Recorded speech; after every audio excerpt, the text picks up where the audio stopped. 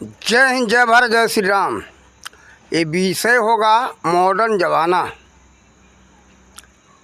ये मॉडर्न ज़माना ऐसा आ चुका है, इसी का देन है भ्रष्टाचार, आतंकवाद।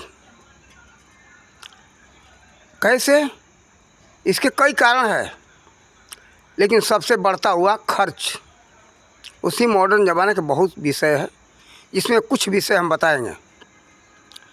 बढ़ता हुआ खर्च और उसके साथ असभ्यता, निर्लज्जता। आजकल समाज में जो मॉडर्न हिसाब से जो लोग चल रहे हैं, उन्हीं का भोजन है मुर्गा और शराब। भोग विलासता, जीवन अश्लीलता। इसी अश्लीलता का कारण से आज हम बच्चा बच्चियों का कद देखते बिल्कुल मुर्गी के बच्चा जैसा, बिल्ली के बच्चा जैसा, मुँह चूहे के बच्चे जैसा। आज से 50 साल पहले जो हमारे पैदा हुए जो भाई हैं, बंधु हैं, वो देखो उनका शरीर, हमारे बहनें हैं, उनका शरीर देखो हट्ठा कट्ठा तगड़ा था। आज इसी मॉडर्न समय का देन है, निर्लज्जता, लाज शर्म छोड़ दिए लोग और दिन रात स्त्री पुरुष से एक साथ रहना ही पसंद करते। एक साथ रहने के कारण से क्या होता है? स्त्री का रज क्षरण होता है, पुरुष का वीर क्षरण होता है। जब रज बीज शरीर में इकट्ठा होगा नहीं तो उसमें पुष्टता यानी मजबूती नहीं आएगी। तो बच्चा बच्ची कैसे मजबूत होंगे, शरीर से हिष्ट पुष्ट कैसे होंगे? देखो, किसी भी पौधा को उगाने के लिए बीज का ज़रूरत होता है, हिष्ट पुष्ट मजबूत बड़े दाना, निरोग दाना का लोग चुनाव करते हैं, निरोग बीज का चुनाव करते हैं कि हमारा जो फसल का जो बीज रखने के लिए है वो दाना जो है, चना हो, मटर हो, कि नहीं कोई भी फसल हो, तिलहन हो या दलहन हो या कोई भी हो, या सबूत जो अनाज जैसे मकई है, गेहूँ है, ये सब जो है पूरा ये दाल में नहीं आते, ये सब का दाना मजबूत होना चाहिए, तभी उसका पौधा मजबूत होगा, निरोग हो। लेकिन क्या मनुष्य के अंदर बीज के लिए देखा जा रहा है कि मजबूत और निरोग होना चाहिए? नहीं, केवल ये देखा जा रहा है कि हमें बच्चा पैदा करना है, वो भी लोक लाज के चलते बच्चा पैदा करने की भी परंपरा टूटता जा रहा है। लेकिन लोक लाज है, हमारी बहनें इसलिए संतान पैदा करती, उनको क्या कहते हैं, ये निसंतानी है, बाझिनी है। फिर ये नहीं ध्यान देते कि हमारा संतान मजबूत कैसे हो। सात्विकता पर तो कोई ध्यान ही नहीं। किसी तरह से चूहिया, मुर्गा मुर्गी जैसे बच्चा पैदा करना, इसीलिए बच्चे विद्वान नहीं हो रहे। हाँ, जब आगे चल के दुख होता है तो कहते कि हमारा बच्चा बच्ची श्री राम जैसे नहीं, हनुमान जैसे नहीं है, श्रवण कुमार जैसे नहीं है। लेकिन उसी का पति अगर श्रवण कुमार के रास्ता पर चले तो पसंद नहीं करेगी, कारण कि माँ बाप का सेवा करेगा। तो श्रवण कुमार क्या अपने पत्नी का सेवा किए? पत्नी का सेवा नहीं किए, अपने माता पिता का सेवा किए। इसलिए आज की पत्नी क्या चाहती कि माता पिता का सेवा छोड़ करके केवल हमारे सेवा में हमारा पति लगा रहे, लेकिन चाहती कि हमारा संतान तो श्रवण कुमार जैसा होना चाहिए। तो पहले तू कामना रख कि हमारा पति जो श्रवण कुमार जैसा हो। अगर श्रवण कुमार जैसा पति होगा तो समझ ले कि तेरा संतान भी श्रवण कुमार जैसा होगा। ये विचार रख। और ये मॉडर्न समय ये लोग नहीं सोचते कि इसे क्या हानि है। उसी का बहुत हानियाँ हैं। खान पान गलत, निर्लज्जता और खर्चीला, आलस, उसी का देन है। ऐसो आराम, मौज मस्ती, तो बताओ पैसा आएगा कहाँ से? तो इसी के लिए लोग 2 नंबर का धंधा करते, चोरी करते, डकैती करते, भ्रष्टाचार करते। अगर नौकरी में है सरकारी या किसी भी नौकरी में तो घूसखोरी करते। इससे बहुत बड़ा हानि है और समाज बर्बाद होता चला जाएगा। इसलिए हम ये कहेंगे कि आप लोग मॉडर्न ज़माना से पीछे हटो। हाँ, मॉडर्न ये जो है, ये नहीं कहा था कि हम केवल पश्चिमी सभ्यता में ही डूबे रहें। अंग्रेजी के नाम पर मॉडर्न लोग अपना रहे हैं। देखो, भाषा कोई भी हो, लेकिन सभ्यता और असभ्यता, उसमें भी असभ्यता है। ये सभ्यता हम नहीं मानते। अंग्रेजी जानने का मतलब नहीं कि हम असभ्यता अपना लें। भाषा एक नहीं, अनेकों समझो। कई कई भाषाओं के ज्ञाता लोग बड़े बड़े विद्वान हैं, लेकिन अपनी नीति और उचित नियम को नहीं तोड़ दिए। मॉडर्न ये उचित नहीं कहता कि अनुचित चलो। मॉडर्न का मतलब ये नहीं है। मॉडर्न का मतलब ये नहीं है कि हम अपने महापुरुषों को हम न माने, अपने शिष्टाचार को न माने। आज तो शिष्टाचार समाप्त हो रहा है। शिष्टाचार को हमारे बच्चे समझते नहीं। शिष्टाचार होता क्या? हमें कि बड़े का मान सम्मान करना चाहिए, संतों का मान सम्मान करना चाहिए, और संत के नाम पर ही आजकल भी भ्रष्टाचार चल रहा है, लेकिन ये उचित नहीं है। ज्ञानी होना चाहिए और भजन करने वाला होना चाहिए।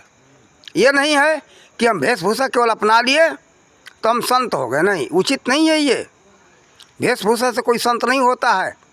संत होता है उसका स्वभाव से। स्वभाव क्या होना चाहिए कि उसके अंदर परोपकार भाव होना चाहिए। जो परोपकारी है वही है संत। वेशभूषा को संत मत मान लेना, वेशभूषा को ही केवल संत मान लेना, ये समाज के लिए हानिकारक है और लोग धोखा खा रहे हैं। हम नहीं कहते, काकभूषुंडी जी का वाणी है। काकभूषुंडी जी ने क्या कहा है उत्तराखंड में गुरुदेव जी को समझाते हुए, संत दुख सही परहित लागी, पर दुख हेतु असंत अभागी, वृक्षा न कबहु फल भाखे, न दीन संचय नीर, परमार्थ के कारण संत ने धरा शरीर। तो देखो, संत का गुण ये होता है। इसलिए भाव कोई भी हो, मॉडर्न का मतलब ये नहीं कि नास्तिकता की तरफ जाओ। नास्तिकता की तरफ जाओगे सुखी कभी नहीं रह सकते हो। आजकल लोग मॉडर्न के नाम पर सब कुछ छोड़ते चले जा रहे हैं, और दुख होता तो कहते कि मैं दुखी हूँ। और दुखी नहीं रहोगे तो सुखी रहोगे। आज राम का नाम ले लो तो वो लोग मूर्ख कहते। अरे राम के विचारों को देखो।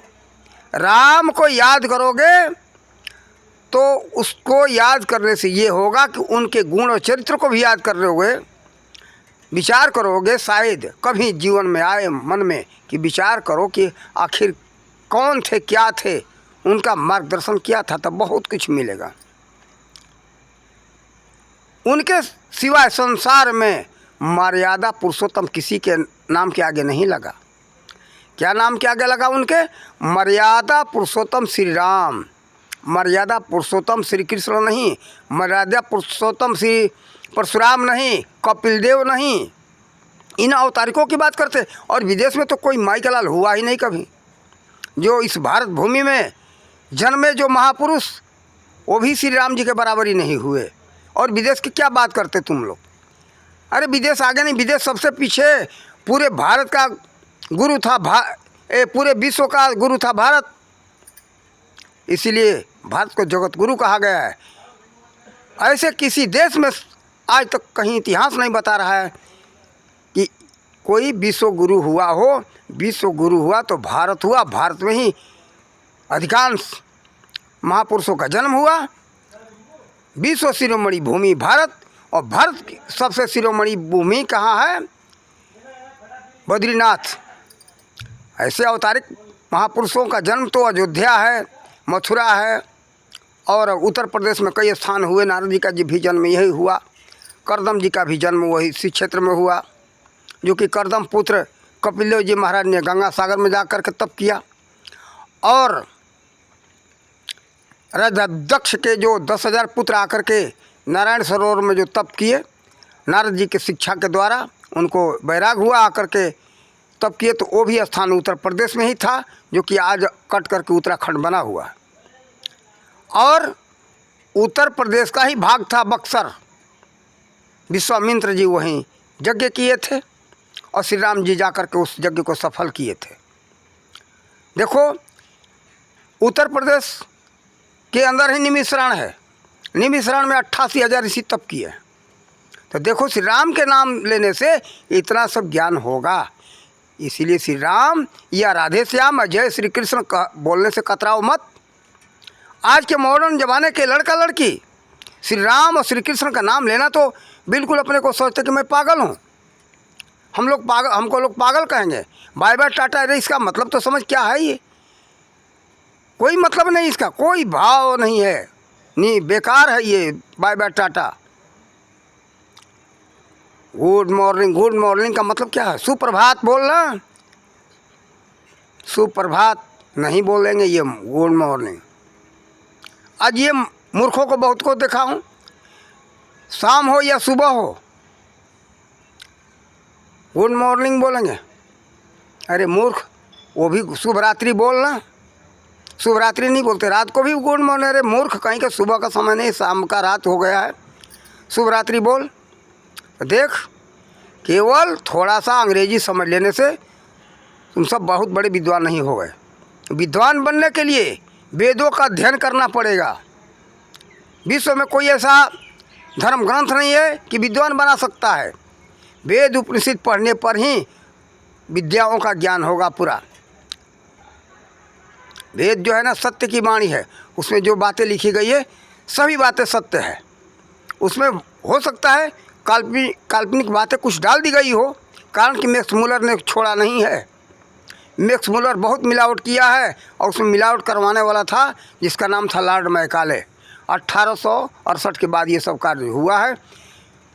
बहुत से धर्म ग्रंथों में मिलावट किया गया है। तो हम ये कहेंगे, जिसको वेदों का अध्ययन करना है तो आर्य समाज द्वारा जो प्रकाशित वेद हैं, उपनिषद हैं, उसको लेकर के अध्ययन करें। उसमें आप सबको बहुत अच्छा ढंग से समझदारी मिलेगी। और मॉडर्न के नाम पर बहको मत, बिगड़ो मत। मॉडर्न ज़माने के हिसाब से चलोगे तो बर्बाद रहोगे, आबाद नहीं हो सकते हो। तो हम यही कहेंगे, आप सब लोग अपने कल्याण के लिए प्राचीन रास्ते को अपनाओ। जब तक प्राचीन रास्ते को नहीं अपनाओगे, पूरा विश्व प्राचीन रास्ते को अपना रहे, भारत के रास्ते को। भारत के जो सभ्यता हमारी थी, प्राचीन सभ्यता, उसको अपना रहे विदेश के लोग। रूस हो, चाहे अमेरिका हो, चाहे ब्रिटेन हो। उस ब्रिटेन की सभ्यता मत पढ़ो, वहाँ का असभ्यता था, वहाँ भी सभ्यता नहीं था। उस सभ्यता को अपना करके लोग बर्बाद हो रहे हैं। इसलिए हमें बहुत दुख होता है। मैं थोड़ा इस वीडियो में बताया हूँ, पूरा विस्तार में तो बताऊँगा, बहुत 2-3 घंटा का वीडियो हो जाएगा। इसलिए हम इन्हीं शब्दों के साथ अपने वाणी का विराम देते। जय हिंद, जय भारत, जय श्री राम।